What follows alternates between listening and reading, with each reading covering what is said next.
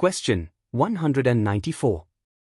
Your company is planning to migrate their Windows Server 2022 from their on-premises data center to Google Cloud.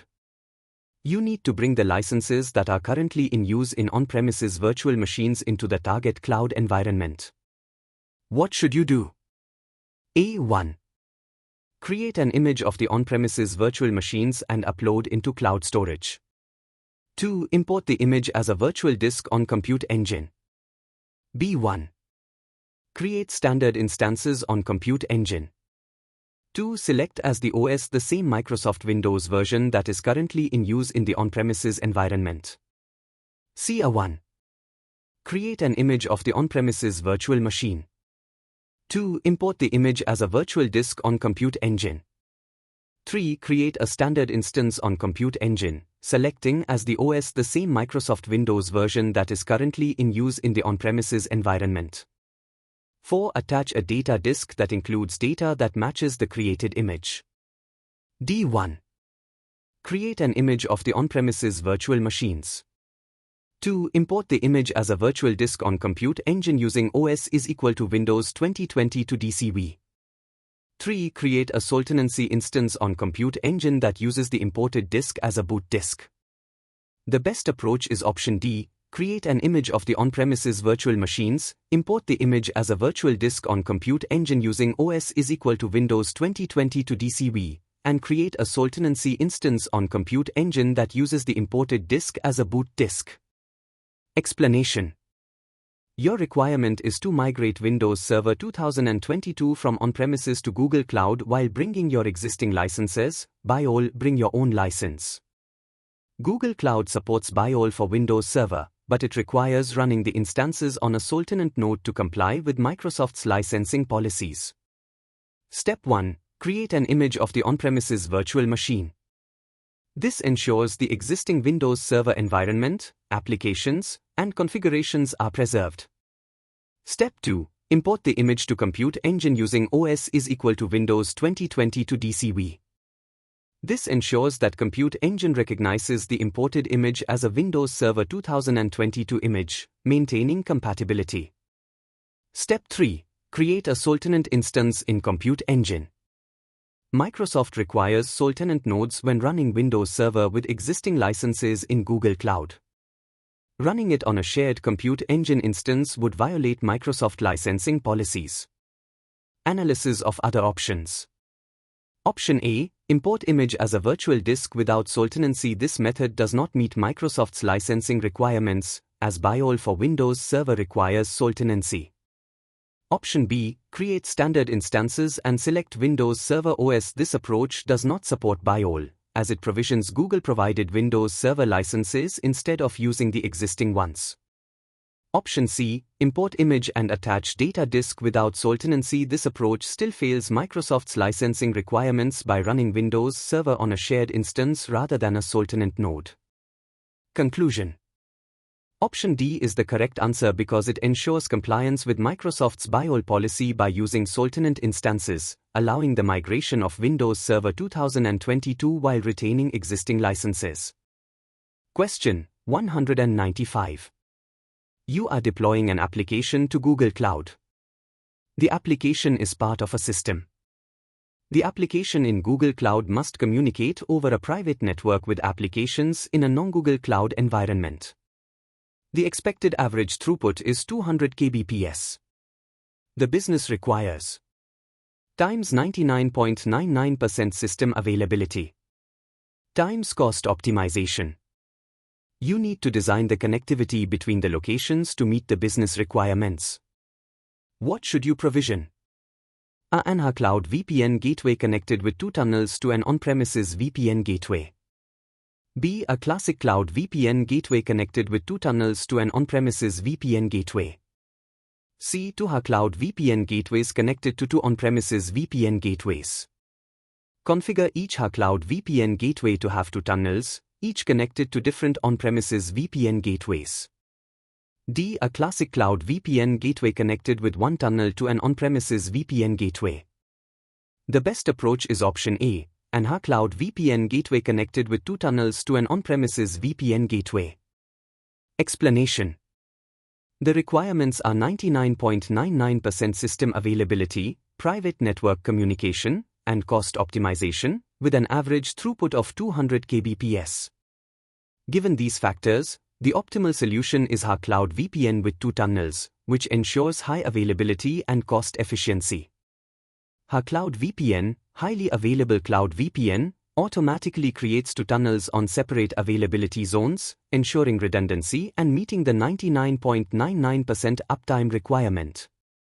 Cost optimization is achieved because our cloud VPN only requires 1 gateway, making it more affordable than multiple gateways. 200 kbps throughput is very low, making our cloud VPN the most suitable option. Dedicated interconnect or more complex setups would be overkill and costly. Analysis of other options. Option B, Classic Cloud VPN with 2 tunnels. Classic Cloud VPN does not offer built-in high availability. In the event of a failure, manual intervention would be required to switch tunnels, which does not meet the 99.99% uptime requirement. Option C, to our cloud VPN gateways with multiple tunnels. This setup provides extreme redundancy, but it is unnecessarily expensive given the low throughput, 200 kbps. A single cloud VPN gateway with 2 tunnels already meets the availability and cost requirements. Option D, Classic Cloud VPN with 1 tunnel. A single classic VPN tunnel does not provide 99.99% availability because it lacks redundancy. If the tunnel goes down, the connection would be lost. Conclusion. Option A, our cloud VPN with 2 tunnels, is the best solution because it meets the 99.99% availability requirement with a cost-effective and redundant setup while ensuring secure private network communication between Google Cloud and the on-premises environment. Question 196. Your company wants to migrate their 10 terabits on-premises database export into cloud storage. You want to minimize the time it takes to complete this activity and the overall cost. The bandwidth between the on-premises environment and Google Cloud is 1 gigabit per second. You want to follow Google recommended practices. What should you do? A. Develop a data flow job to read data directly from the database and write it into cloud storage. B. Use the data transfer appliance to perform an offline migration. C. Use a commercial partner ETL solution to extract the data from the on-premises database and upload it into cloud storage. D. Upload the data with gCloud Storage CP. The best approach is option D. Upload the data with gCloud Storage CP. Explanation. Your requirements include minimizing transfer time and cost while following Google recommended best practices. Given the 1 gigabit per second bandwidth and the 10 terabits database export, the optimal solution is to directly upload the exported database files using gCloud storage commands. gCloud Storage CP is cost-effective since it avoids the need for third-party ETL tools or offline transfer appliances. With 1 gigabit per second bandwidth, the estimated transfer time for 10 terabits is around 22 hours, assuming full bandwidth utilization. 10 terabits equals 80,000 gigabits. 80,000 gigabits divided by 1 gigabit per second is equal to 80,000 seconds, 22 hours. Google recommended best practices include parallel uploads using Sutil MCP or resumable uploads, which ensures efficiency and fault tolerance. Since the database export is already available, there is no need for additional ETL processing. Analysis of other options. Option A, data flow job to extract and write data. This approach is not suitable because data flow is a streaming batch processing tool designed for structured data transformations, not for bulk file transfers. Extracting data directly from the database would also add unnecessary complexity and processing time. Option B, data transfer appliance for offline migration. This option is unnecessary and costly for a 10 terabits transfer. Google's transfer appliance is typically recommended for very large datasets, 100 plus TB or PB scale, when network transfer is impractical. With 1 gigabit per second bandwidth, an online transfer is sufficient. Option C, commercial ETL solution using a third-party ETL tool adds unnecessary complexity and cost, especially since the requirement is to simply upload an exported database file rather than transform or process structured data. Conclusion. Option D, G-Cloud Storage CP is the best choice because it provides a fast, cost-effective, and Google-recommended method to transfer the 10 terabits database export over a 1 gigabit per second network connection to cloud storage. Question 197. You are working at a financial institution that stores mortgage loan approval documents on cloud storage. Any change to these approval documents must be uploaded as a separate approval file. You need to ensure that these documents cannot be deleted or overwritten for the next 5 years. What should you do? A. Create a retention policy on the bucket for the duration of 5 years. Create a lock on the retention policy.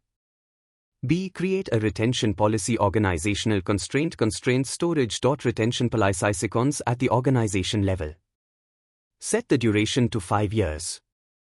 C. Use a customer managed key for the encryption of the bucket. Rotate the key after 5 years.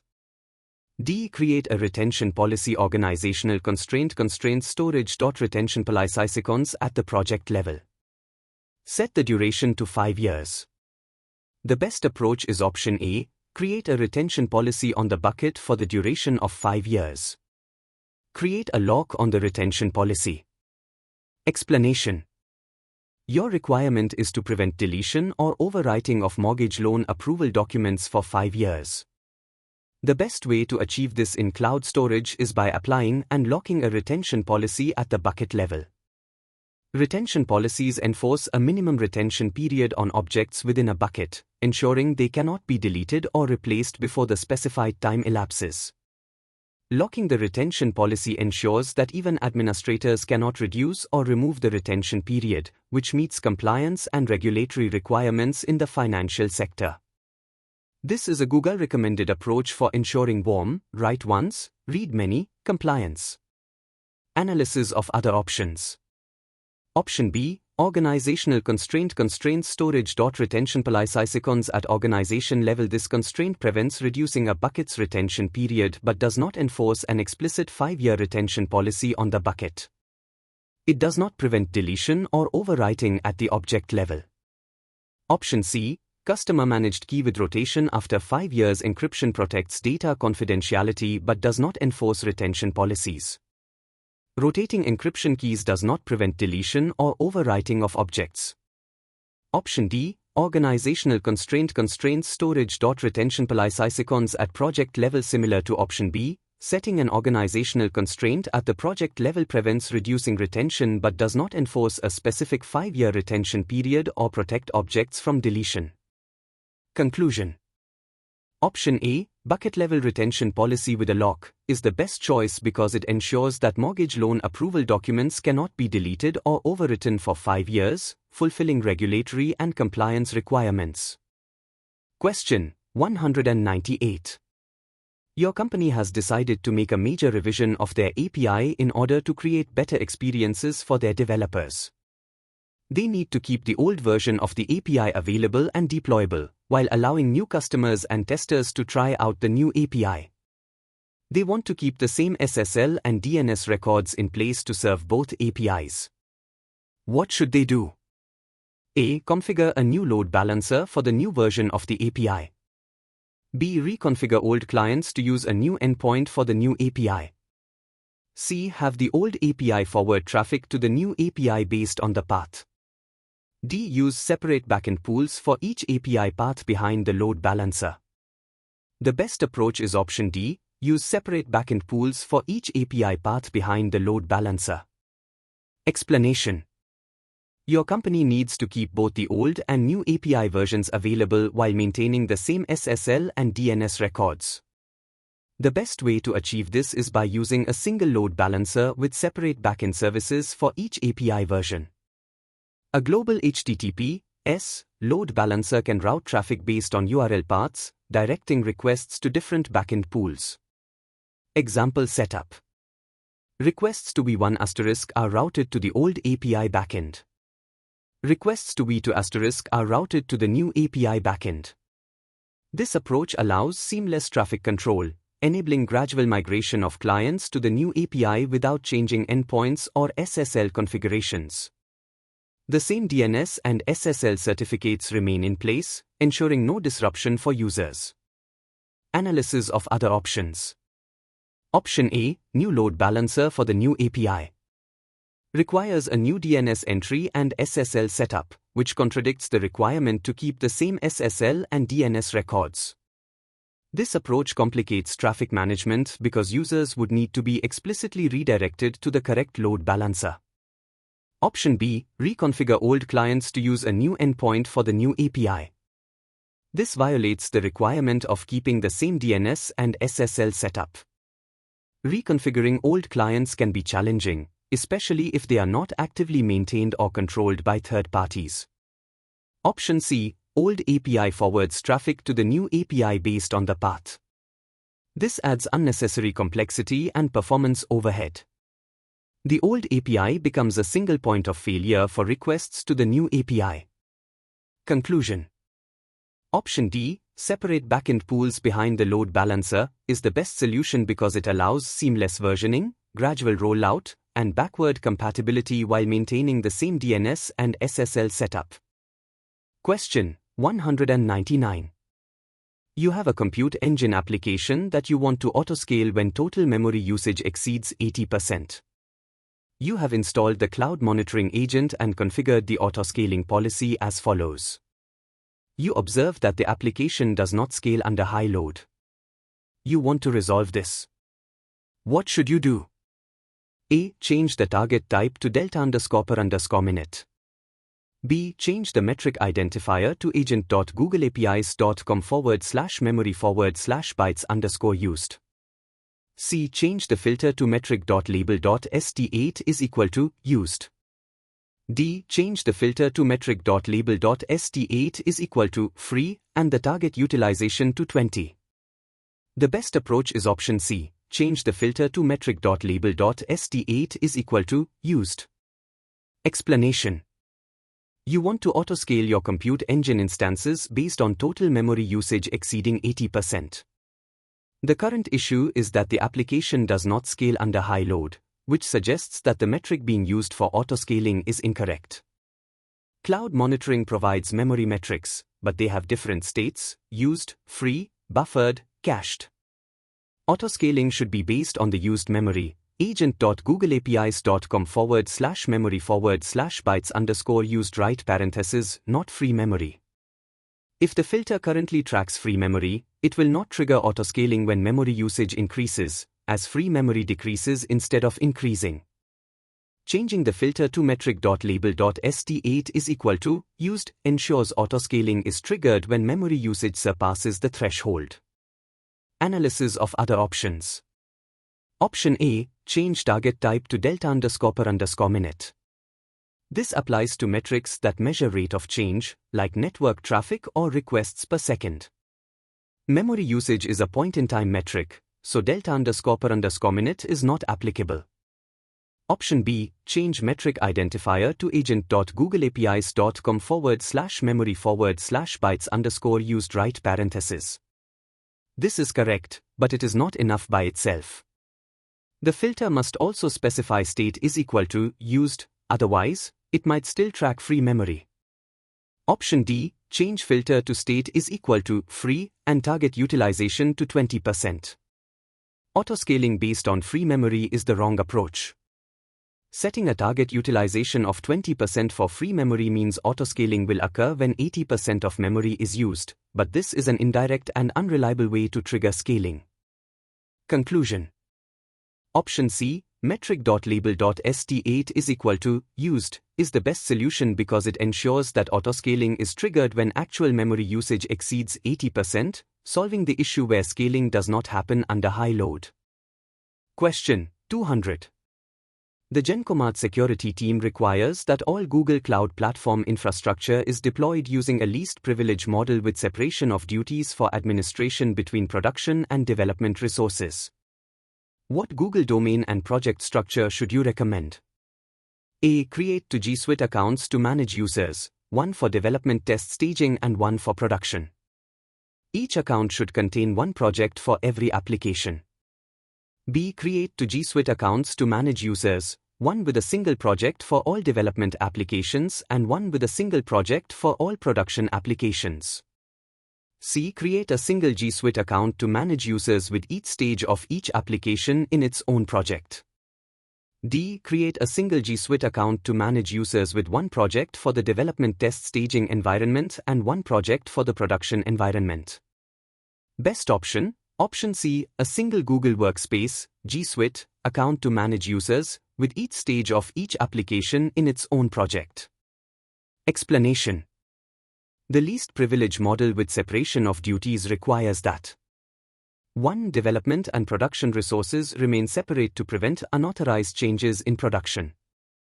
2. Access is restricted based on roles and responsibilities. 3. Google recommended best practices are followed to ensure security and operational efficiency. Why option C is correct? Having each stage, development, testing, staging, and production, in its own project ensures isolation of different environments. Google Cloud IAM policies can be applied at the project level, allowing fine-grained access control. Example, developers can access dev test projects but not production. A single Google Workspace, G Suite, account allows centralized identity management while ensuring users have appropriate IAM permissions per project. This follows Google's best practices, where each project represents a logical environment. Example, Project Dev, Project Test, Project Prod. Analysis of other options. Option A, to G Suite accounts, separate projects per app. Incorrect because separate G Suite accounts make identity management more complex and difficult to enforce across environments. Using a separate project per app increases administrative overhead unnecessarily. Option B, to G Suite accounts, single project for dev and prod. Incorrect because it mixes production and development environments, violating best practices. A single project for all production applications creates risk. An issue in one app could affect all apps. Using two G Suite accounts adds unnecessary complexity to user management. Option D, single G Suite account, 2 projects, one for dev test staging, one for production. Less optimal because grouping development, test, and staging together in one project means developers may have more access than necessary. Testing environments may accidentally affect development. While better than the other incorrect options, option C provides stronger isolation at the project level. Conclusion. Option C is the best choice because it ensures strict isolation between different stages of applications, follows Google recommended best practices, and provides fine-grained IAM control per project while keeping centralized identity management simple.